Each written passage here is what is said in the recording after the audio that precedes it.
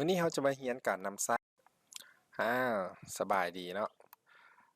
มื้อนี้เราจะมาเรียนการนำไส้ Excel Excel เข้าในเวียกวิชาการเนาะนำไส้ Excel เข้าในเวียกวิชาการอ่ะเนาะการเฮ็ดให้คะแนนนักเรียนเป็นสีเมื่อคะแนนต่ำกว่า5คะแนนเนาะในแต่ละวิชาด้วยคำสั่งเนาะโดยคำสั่ง condis condis conditional เนาะ formation อันนี้ก็อ่านภาษาอังกฤษบ่ค่อยแข็งปานใดโดยอ่ะแล้วเรามาเริ่มเนาะแล้วเราจะเฮ็ดแนวใดเนาะเราทาสีเอาคะแนนเนาะเราทาสีเอาคะแนนนักเรียนทุกคนแล้วคลิกไปที่ Home เนาะหลังจากนั้นเลือก conditional formation นะและจะเห็นคำว่า highlight เนาะ highlight cell เลือกเอาที่ last time เราไปเบิ่งตัวอย่างเนาะจึงสิเข้าใจกันตื่มไปเบิ่งตัวอย่างตื่ม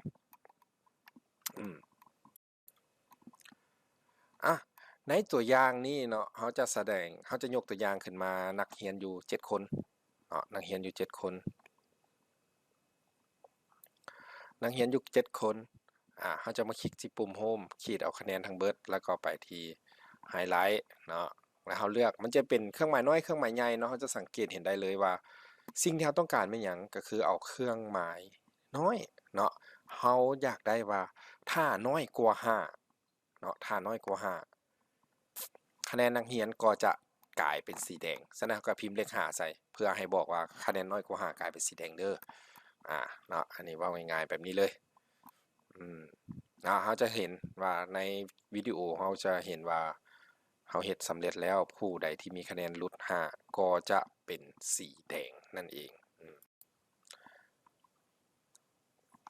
เนาะการรวมคะแนนด้วยคำสั่งซ้ำเนาะตัวอย่างการพิมพ์คำสั่งซ้ำเนาะการพิมพ์คำสั่งเขาจะสังเกตเห็นว่าคำสั่งมีอยู่3รูปแบบเนาะมีอยู่3รูปแบบก็คือพิมพ์เทื่อละบล็อกพิมพ์เพื่อละบล็อกเนาะบล็อกคะแนนแล้วก็พิมพ์ตั้งแต่ A2 หา A10 เนาะแล้วก็พิมพ์แบบคะแนนจาก2ฐานก็คือฐาน A และฐาน C มาบวกกันเนาะอันนี้เป็นการรวมคะแนนหรือการบวกคะแนนนั่นแหละเนาะบวกคะแนนเข้าไปเบิ่งตัวอย่างเนาะว่าจะเป็นแนวใดในตัวอย่างการพิมพ์เนาะเมื่อเราจะใช้คำสั่งซ้ำเราต้องขึ้นต้นด้วยเครื่องหมายเท่าเนาะแล้วมันจะมีเราจะสังเกตเห็นเนาะว่ามีสุดคำสั่งหรือว่าสุดฟังก์ชันออกมาให้เราเลือกเราก็มาเลือกเอาเนาะคลิกเอาเทื่อละห้องอันนี้เป็นการบวกเทื่อละบล็อกเทื่อละบล็อกเนาะเทื่อละบล็อกเทื่อละห้องตามใจเขาเลยเขาอยากเอาบล็อกใดมาบวกแน่หรือว่าเอาข้อมูลตัวใดมาบวกกันแน่เขาก็สามารถไปคลิกเอาได้และคำสั่งที่2ก็คือคำสั่งบวกจำนวนถันอาจจะเป็นแถวอาจจะเป็นถันก็ได้อาจจะเป็นแถวก็ได้เนาะอันนี้สุดแล้วแต่ว่าเขาอยากบวกแบบใดแต่ว่าการพิมพ์มันพิมพ์แบบเดียวกันนี่แหละเนาะอย่างเช่นว่าเขาอยากบวกแต่ D1 หา D10 เนาะเขาก็จะพิมพ์ D4 หา D10 แต่ถ้าเขาอยากบวกลงขวงเด้อาจารย์บวกลงขวงได้บ่บวกได้เนาะจะดีถ้าว่าดีมันช่องคณิตศาสตร์และ F มันภาษาอังกฤษเขาก็จะบวกแต่ DC หา FC เนาะก็เป็นการรวมคะแนนก็เป็นการรวมคะแนนอยู่ในการจัดสรรคะแนนของเราและคำสั่งสุดท้ายเนาะก็คือการบวกเอาฐานกับฐานมาบวกกันเลยเนาะผลรวมในฐาน D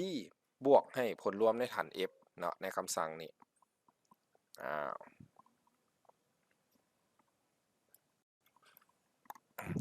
เนาะต่อมาเป็นการเฉลี่ยคะแนนด้วยคำสั่ง average เนาะตัวอย่างการพิมพ์ก็เส้นเดียวกันกับซ้ำนั่นแหละเนาะเส้นเดียวกันกับซ้ำเส้นเดียวกันกับซ้ำตัวนี้ฉะนั้นเราก็ให้ทุกท่านนั้นอ่านเบิ่งเนาะอ่านเบิ่งก่อนเมื่อบ่เข้าใจแล้วใดเราไปเบิ่งตื่มในตัวอย่างของเราเนาะโอเคเนาะไปเบิ่งตื่มในตัวอย่าง ในตัวอย่างนี้เราจะมาพิมพ์คำสั่งเนาะการเฉลี่ยเนาะพิมพ์คำสั่งการเฉลี่ย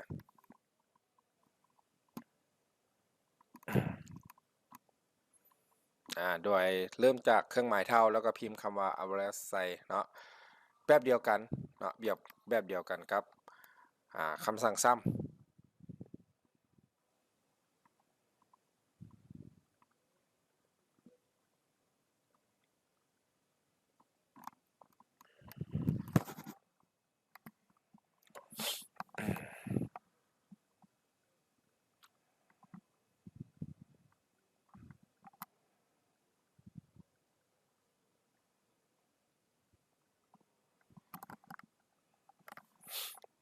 แบบเดียวกันกับคำสั่งซ้ำเนาะมีในรูปแบบเดียวกัน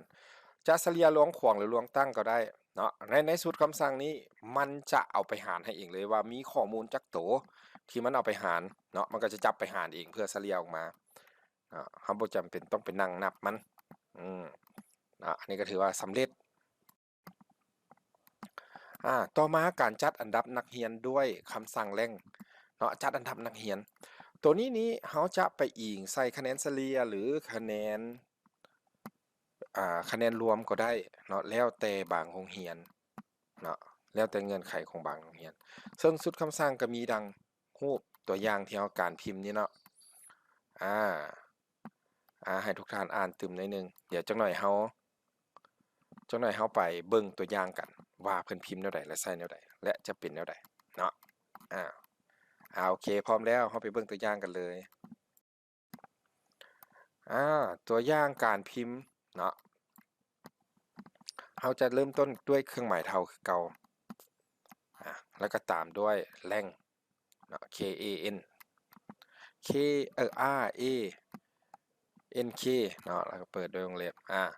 ในนี้แม่นเฮาจะเลือกเอาคะแนนเฉลี่ยเนาะในตัวอย่างนี้แม่นเฮาจะเอาคะแนนเฉลี่ยก็คือห้อง n เนาะต่อด้วยเครื่องหมายจุดเครื่องหมายดอลลาร์ที่บอกว่าตั้งแต่เนาะเครื่องหมายดอลลาร์นี่แม่นตั้งแต่ n เท่าใดไปที่เฮาจะจัดกลุ่มเพื่อเอามาเปรียบเทียบกันเนาะตั้งแต่ n 4หา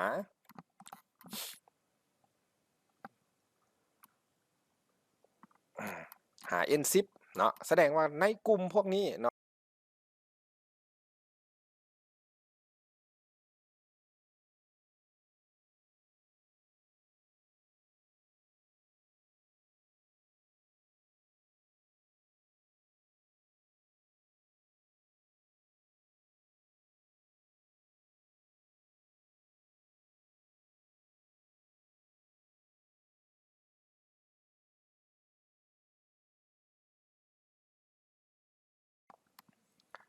ต่อมาเป็นการนับคะแนน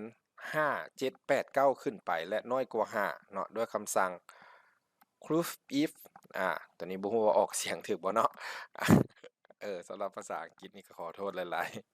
ๆเนาะเบิ่งตัวอย่างการพิมพ์กับเครื่องเริ่มต้นด้วยเครื่องหมายเท่าคือกันแล้วก็ต่อไปด้วยคำว่า if ทางหลังเนาะ if ทางหลังนี่หมายความว่าให้เงื่อนไขของมันได้มันจะมีเนาะให้คะแนน FC ให้ข้อมูลตั้งแต่ FC หา QC เนาะน้อยกว่าใหญ่กว่าหรือเท่ากับ7ถ้ามีเลข7มันก็จะนับเอาและมันก็จะนับทุกตัวที่มี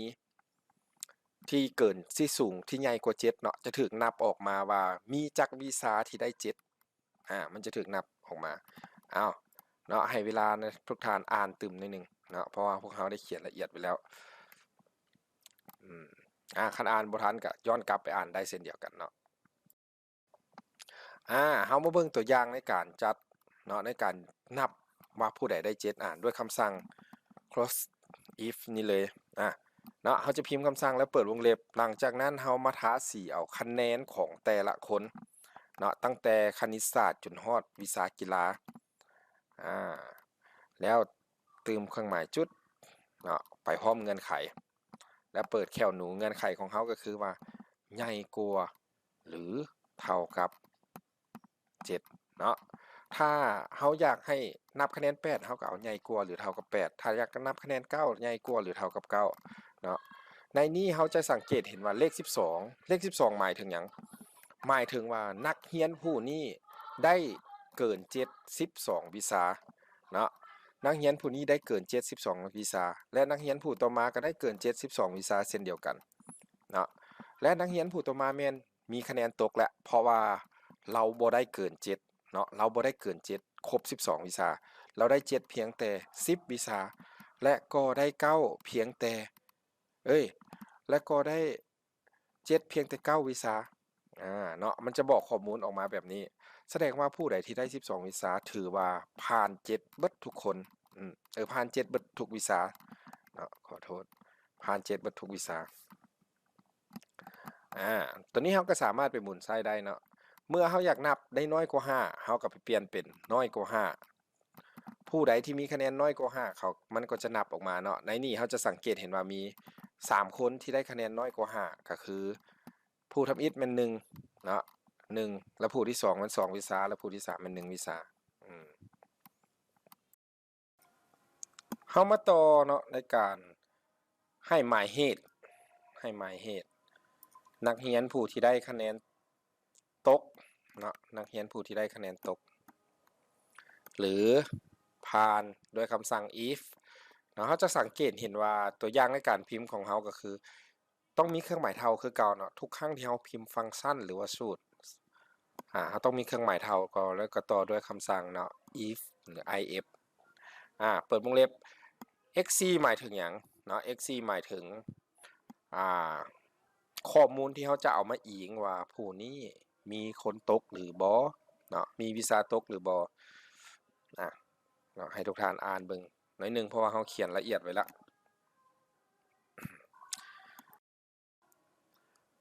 มาเขามาเบิ่งตัวอย่างเนาะในการให้หมายเหตุว่าผู้ตกผู้ได้นะตอนนี้มันเขาจะเอาข้อมูลจากห้องจำนวนนักเรียนตกจำนวนวิชาตกเนาะเป็นตัวอิงเขาจะให้คำจำนวนนักเรียนตกนี่จะอยู่ช่องของ AD เนาะถ้าไปอยู่ช่องอื่นก็เป็นอันอื่นตอนนี้อยู่ช่องถันของ AD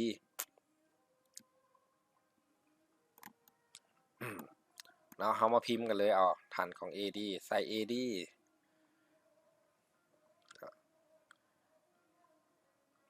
ถ้าน้อยกว่าหรือเท่ากับ11เขาจะเปลี่ยนเนาะ AD C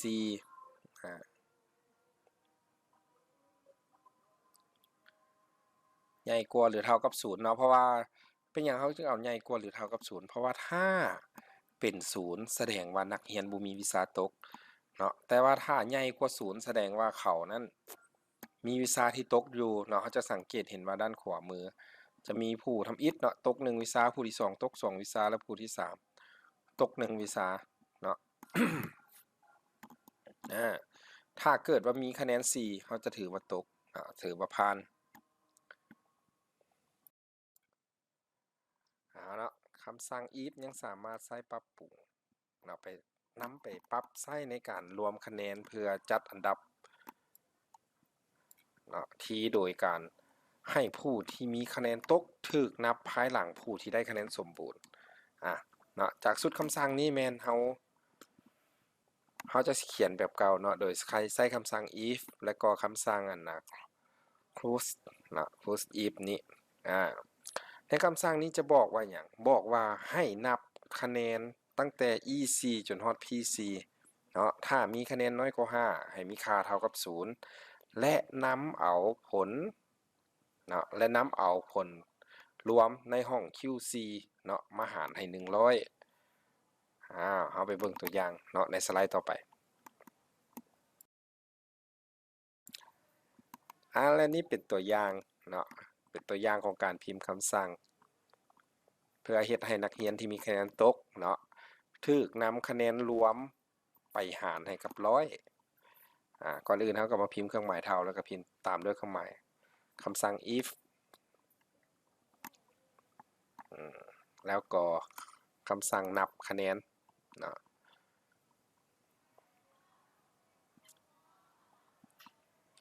เราจะเริ่มนับคะแนนตั้งแต่คะแนนคณิตศาสตร์ไปจนฮอดคะแน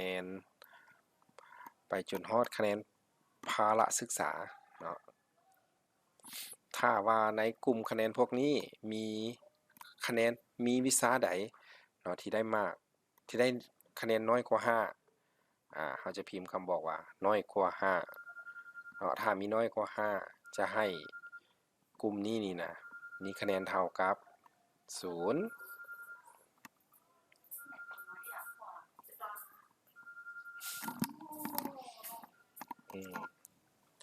และก็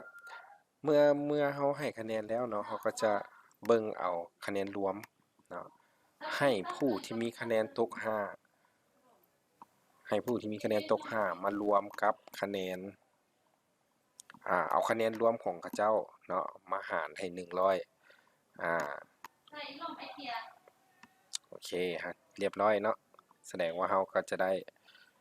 คะแนนผู้ที่มีคะแนนตกจะถูกหารให้100เดี๋ยวจักหน่อยเราไปสังเกตเบิ่งเราลากเบิ่งเบิดทุกคนเนาะทุกคนเมื่อเราเบิ่งเบิดทุกคนเนาะเราจะสังเกตเห็นว่ามีคะแนนบางโตเนาะที่ว่าเขาบ่ได้ตกเนาะเขาก็จะได้คะแนนรวมเป็นคะแนนเต็ม100ผู้ใดตกจะถูกจับไปหารให้100แล้วเขาจะเห็นเป็นคะแนนเศษส่วนก็คือ1จุดเนาะอันนี้จะเห็นว่าความแตกต่างและหลังจากนั้นเราก็ไปใส่คำสั่งแร่งของเราและเอาห้องที่เราสร้างคะแนนเฉลี่ยแบบแบ่งเนาะแบบแบ่งผู้ตกและผู้ได้สมบูรณ์เอามานับเป็นอันดับทีเนาะเราจะสังเกตเห็นถือว่าเป็นอันสำเร็จ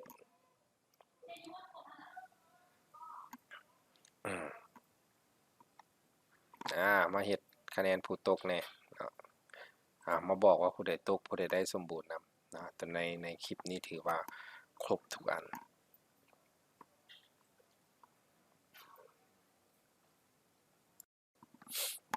เฮามาเบิ่งเนาะเมื่อเฮาเฮ็ดแล้วมันจะเป็นหน้าตาแบบนี้ในซองสีเหลืองเนาะก็คือคะแนนของผู้แม่นการจัดอันดับแบบทั่วไปเนาะก็คือบ่แยกเนาะจะสังเกตเห็นว่าผู้ทำอิฐนี่เพิ่นมีคะแนนตก1คะแนน1วิชาเนาะตก1วิชาแต่เพิ่นได้ที่13แต่เมื่อเฮามาไล่แยกว่ามีผู้ตกและผู้ได้สมบูรณ์เนาะเราตก1วิชาเราจะกลายไปอยู่ที่18เบิ่งผู้ที่2นี่จะเห็นได้ชัดเจนเลยเนาะว่าเรานี้มีคะแนนตกอยู่2วิชาเมื่อเรามีคะแนนตก2วิชาเนาะเราจะถูกนับเป็นอันดับที่18เนาะอยู่ในห้องแต่ตารางอันดับที่ถ้าจัดคะแนนทั่วไปถ้าจัดคะแนนทั่วไปเราได้อยู่13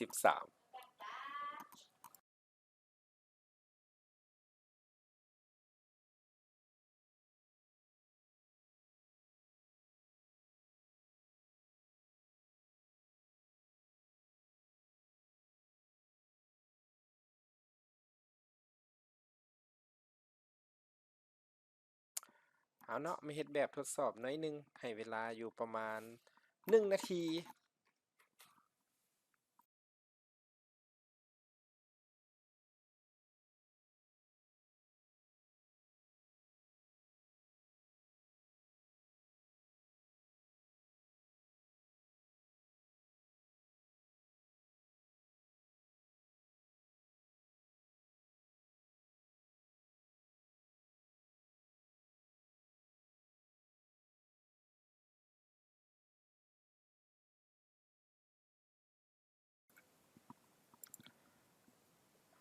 ต่อมาก็เป็นการส่งคะแนนเนาะผ่านทางออนไลน์โดยการนำไส้ Google Sheet ที่อยู่ใน Google Drive เนาะ Google Sheet ที่อยู่ใน Google Drive มาสร้างเนาะสิ่งที่จำเป็นในการนำไส้เนาะก็คือ Gmail Chrome แล้วก็ Google Drive Google Sheet คอมพิวเตอร์แล้วก็โทรศัพท์มือถือ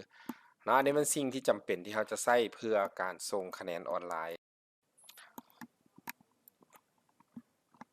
หลักการของการใช้ Google Sheet เพื่อเก็บคะแนนจากครูประจำวิชาเนี่ยมันมีอย่างแน่เนาะ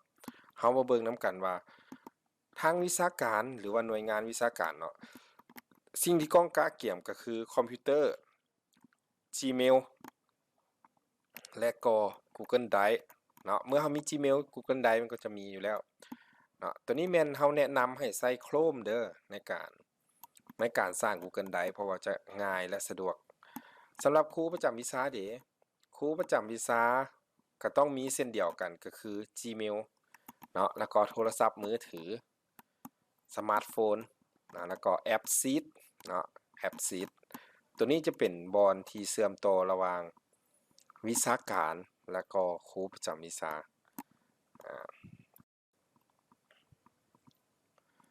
หน่วยงานวิชาการเนาะต้องได้เฮ็ดหยังแน่ในหน้านี้เราจะรู้จักหน่วยงานวิชาการจะเป็นผู้สร้างเนาะโฟลเดอร์คะแนนประจำเดือนและก็โฟลเดอร์คะแนนโฟลเดอร์ตัวในนี่แม่นทางเขาเขียนว่าโฟลเดอร์ส่งคะแนนประจำเดือนเนาะโฟลเดอร์ส่งคะแนนประจำเดือนแม่นคะแนนรายวิชาที่ครูประจำวิชาจะได้เป็นผู้กรอกข้อมูลเข้าไปหรือว่ากรอกคะแนนเข้าไปเนาะเป็นผู้พิมพ์คะแนนเข้าไปและหลังจากนั้นทางวิชาการก็จะแชร์เอาคะแนนจากครูประจำวิชานี้เข้ามาในคะแนนประจำเดือนเนาะของแต่ละเดือนของแต่ละชั้น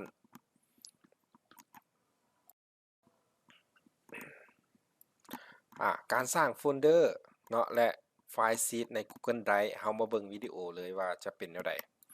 เนาะก่อนอื่นแม่นเฮาเข้ามาใน Google Drive หรือว่า Google Chrome ก่อนเปิด Google Chrome ขึ้นมาแล้วก็มาเข้า Drive เนาะเมื่อเอาเข้าได้แล้วเฮาก็มาคลิกเครื่องหมายบวกหรือว่าคำว่าใหม่และเลือกเอาโฟลเดอร์ใหม่เนาะมาเปลี่ยนชื่อให้เรียบร้อยกดสร้างได้เลย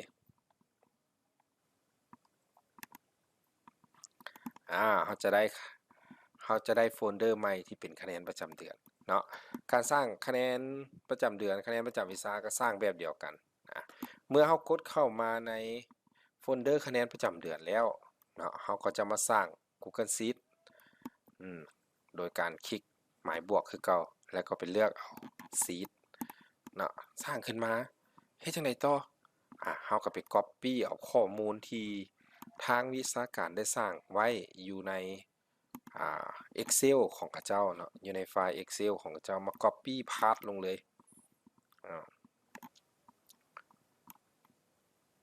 เดี๋ยวไปซอกข้อมูลมา Copy Path ก่อน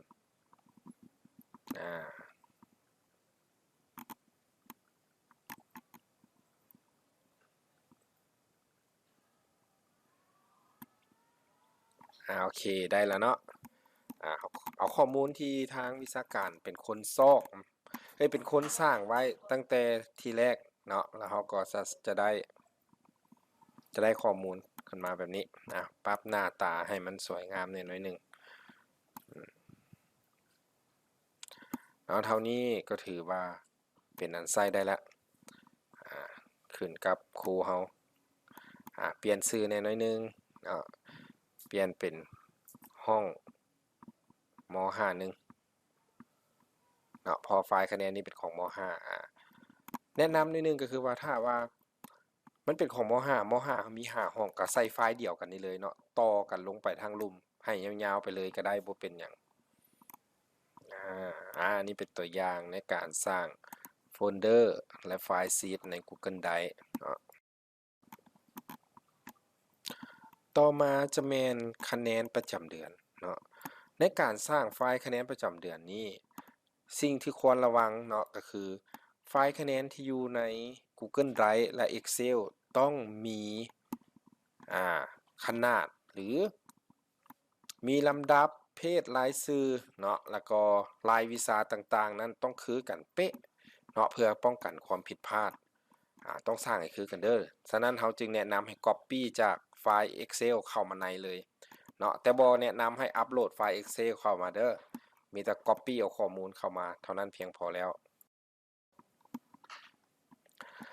ต่อมาการส่งคะแนนประจำวิชาของแต่ละอาจารย์เนาะการส่งคะแนนประจำวิชาของแต่ละอาจารย์ตัวนี้เป็นส่วนสำคัญก็คือรายชื่อนักเรียนที่อยู่ใน Excel ของวิชาการและรายชื่อนักเรียนที่อยู่ใน Google Drive ต้องมีรายชื่อที่คือกันเรียงลำดับแบบเดียวกันเนาะบ่ให้ว่าอยู่ใน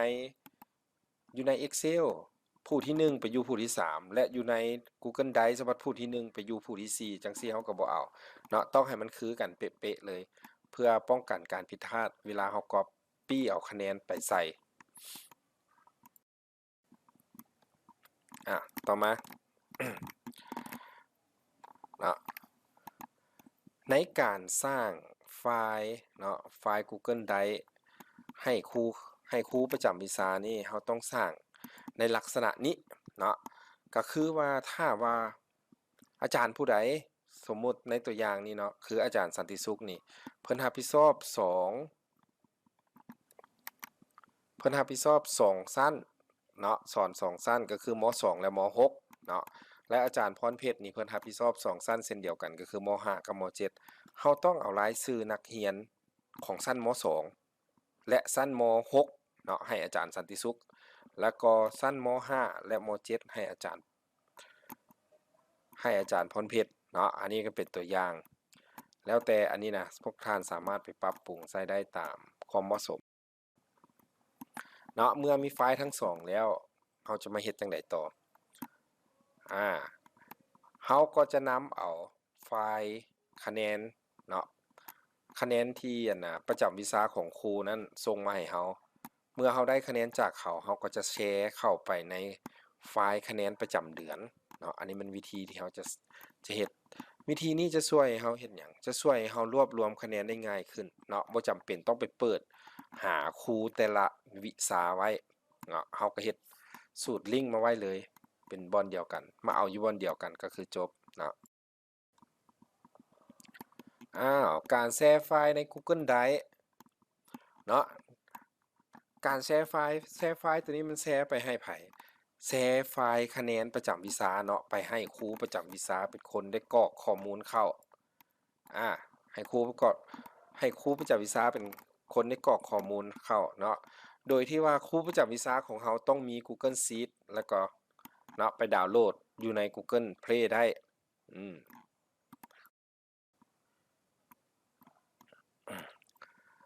ดาวน์โหลด Google Play เฮ็ดจังไดดาวน์โหลด Google Sheet เฮาจะเฮ็ดจังไดก่อนอื่นเฮามาเข้า Google Play เนาะแล้วเซิร์ชอยู่บนเครื่องหมายเนาะเครื่องหมายแว่นขยายนี้แล้วเฮาก็พิมพ์คำว่า Google Sheet ใส่เนาะเฮาก็จะได้โปรแกรมหรือว่าแอ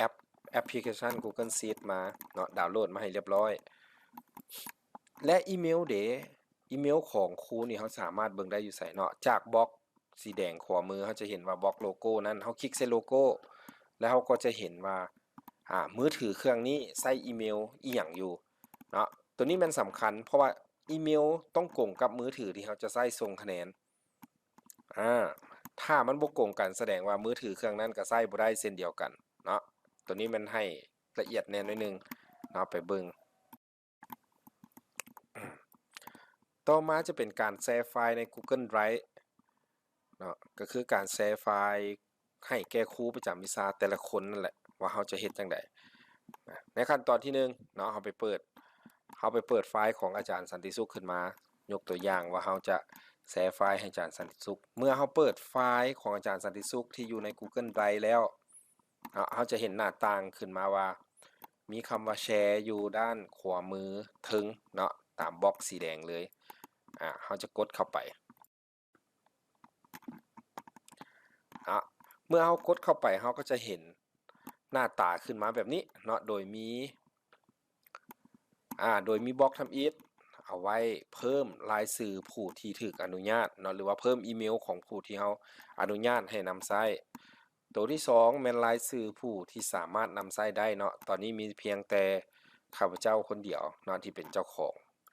และส่วนสำคัญอีกตัวหนึ่งก็คือการเข้าถึงทั่วไปเนาะเราต้องตั้งไว้จำกัดถ้าเราบ่ตั้งจำกัดแสดงว่าทุกคนที่มีลิงก์นี้จะสามารถเข้ามาแปลงคะแนนเข้ามาพิมพ์คะแนนได้เนาะแสดงเราต้องจำกัดไว้อนุญาตเฉพาะให้คนที่เราอนุญาตเท่านั้นเนาะแล้วก็กดเสร็จสิ้นฟังเว้าซื่อๆคือสิบ่ทันเข้าใจเนาะให้ทุกท่านอ่านเติมหน่อยนึงแล้วเราไปเบิ่งตัวอย่างกันในสไลด์ต่อไป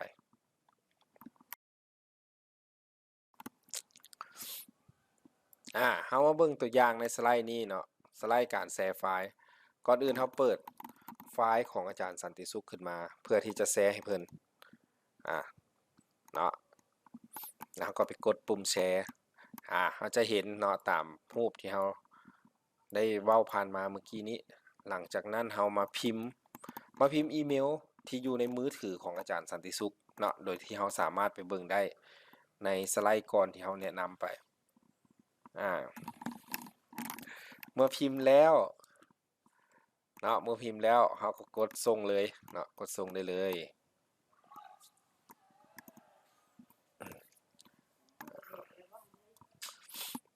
เมื่อเรากดส่งแล้วเนาะเราก็จะมาเอาลิงก์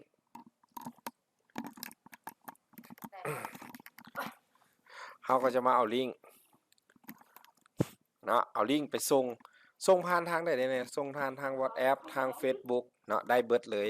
เนาะจะส่งทางใดก็ได้สุดแล้วแต่ความสะดวก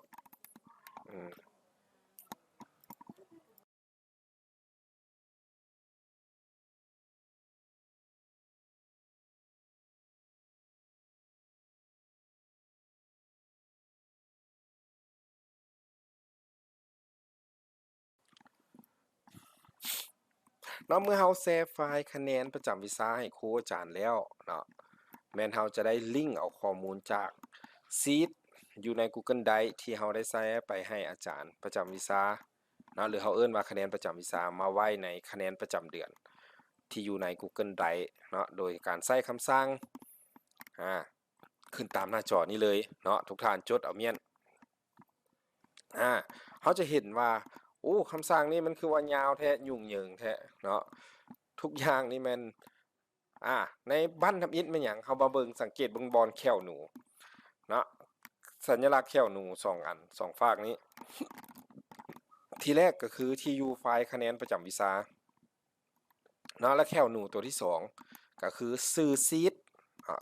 ทแล้วก็ข้อมูลเนาะข้อมูลลิงก์เนาะซื้อซีทที่ข้อมูลจะลิงก์มาเนาะแล้วก็ขั้นด้วยเครื่องหมายท่วงบอกนะแล้วก็ตามด้วยบอกตำแหน่งข้อมูลแต่ใส่หาใส่เนาะบอกตำแหน่งข้อมูลแต่ใส่หาใส่ตัวอย่างอยู่ด้านรูมนี้เลยเนาะเฮาลองไปใส่ตัวจริงเบิ่งในส่วนนี้เขาจะบอกว่าที่อยู่ไฟล์ของอาจารย์สันติสุขสามารถเอาได้อยู่ไสเนาะเขาจะสามารถเอาได้อยู่บนURL เลยเนาะเมื่อเขาคลิกเข้ามาอยู่บน URL เขาก็จะเห็นcopy เข้าไปวางไว้ตามขั้นตอนที่เขาบอกมาเมื่อกี้เนาะและส่วนสีแดงก็คือชื่อห้องเนาะชื่อห้องที่เขาได้เขียนไว้ว่า2/1และบล็อกสีเขียวก็คือช่องว่างคะแนนตั้งแต่E4 ไปจนฮอดเนาะผู้สุดท้ายก็คือ E33เขาก็จะพิมพ์ในลักษณะนี้เนาะเรามาเบิ่งตัวอย่างของการแชร์ไฟล์ตอนนี้เรามีอยู่2โฟลเดอร์เนาะก็คือโฟลเดอร์คะแนนประจำเดือนและก็โฟลเดอร์คะแนนประจำวิชาเขาเปิดขึ้นมาทั้ง2เลยเขาจะไปเปิดขึ้นมาทั้ง2เลยตอนนี้แมนอาจารย์สันติสุขเนาะจะเป็นคนสอนวิชาฟิสิกส์ฉะนั้นเราจะลิงก์เอาข้อมูลคะแนนที่อาจารย์สันติสุขได้ป้อนใส่เดือนเก้าเนาะไปไว้ซีทคะแนนประจำเดือนเก้าเส้นเดียวกันเนาะให้มันโกงกันตอนนี้จะเป็นคะแนนเดือนเก้าของห้อง21เนาะพิมพ์สูตรเข้าไปเลยแล้วก็ต่อด้วยเครื่องหมายแขวหนูเอามาก๊อปเอาที่อยู่ลิงก์หรือที่อยู่ของไฟล์เนาะก๊อปที่อยู่ของไฟล์ไปวางไว้เลยแล้วก็เพิ่มแคลหนูให้มันแน่เนาะถ้าบ่มีแคลหนูถือว่าผิดเด้อสูตรนี่นะ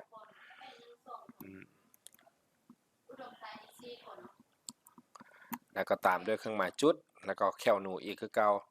เนาะต่อมาไม่หยังบอกชื่อซีทที่เฮาจะเอาข้อมูลไปเนาะชื่อซีทของเฮาเขียนอยู่ว่าเป็น21เนาะเขียน21เลยตามด้วยเครื่องหมายท่วงและต่อมาก็มาเอาตั้งแต่ E5 เนาะ E5 เพราะว่าคะแนนเขาอยู่บน E5 เขาจะลิงก์เอาคะแนนจาก E5 มาเนาะจนฮอด E33 เนาะเขามาเบิ่งเลยคะแนนนักเรียนผู้สุดท้ายเขาแม่นเท่าใดตามด้วยเครื่องหมายแค่วหนูแล้วก็อัดวงเล็บถือว่าสูตรนี้เขาสำเร็จ Enter เบิ่งกำลังโหลดมาแล้วเนาะคะแนนเขามาแล้วเรียบร้อยถือว่าเป็นสำเร็จเนาะถ้าเราพิมพ์ได้แบบนี้ก็ถือว่าสำเร็จ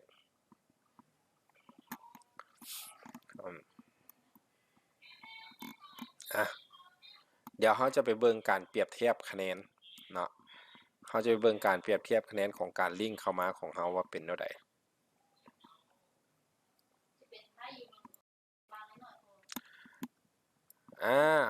เนาะ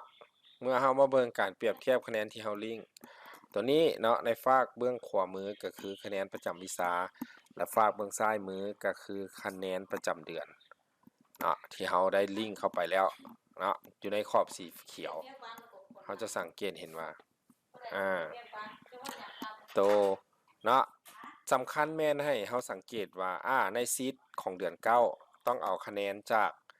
ห้องของเดือน9เข้ามาใส่เนาะคะแนนมันจึงตรงให้ระวังแต่เท่านี้เพียงพอแล้วและถ้าเป็นเดือนไม่เดถ้าเป็นเดือน10เขาก็ต้องไปเขียนว่า F เนาะเขาสามารถปรับปรุงสูตรนี้ได้เลยโดยการเปลี่ยนเพียงแต่จาก E เป็น F จาก F เป็น G จาก G เป็น H แล้วก็จาก I เนาะจาก H เป็น I เขาก็จะ copy ไปวางได้ในแต่ละเดือนเนาะในแต่ละเดือนในแต่ละซีทได้เลยเนาะก็ถือว่ามีความสะดวกสบายสำหรับการแชร์ก็ถือว่าจบลองมาเฮ็ดคำถามกันเบิ่งเนาะเป็นคำถามท้ายบทเฮ็ดเล่นๆฝึกความจื้อจำว่าเราสามารถจื้อบทเรียนได้หลายส่ำใด